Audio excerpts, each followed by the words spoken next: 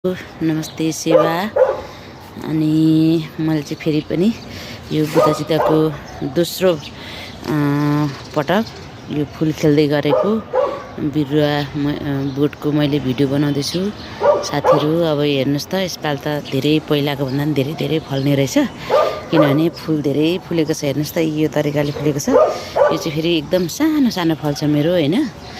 अनि फुल पनि मजाले फलेको थियो, तर त्यतिखेर चाहिँ अलिक भाँडा सानो थियो हैन।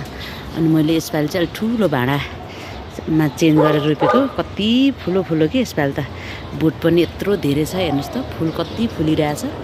ल है साथीहरू, तपाईहरु पनि यसो आफ्नो कौसीमा रोप्नु होला।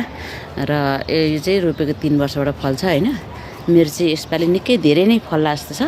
अब हेरौँ साथीहरू कति फल्ने रहेछ हैन। म हजुरहरुलाई फेरि अब फलेको भिडियो हाल्ने छु है त। यो चाहिँ अहिले भर्खर फुल खेलिरहेछ ल। सबै साथीहरूले हेरिदिनु होला है। अनि हेरेर मिठो कमेन्ट गरिदिनु होला हैन। है साथीहरू, हस् नमस्कार।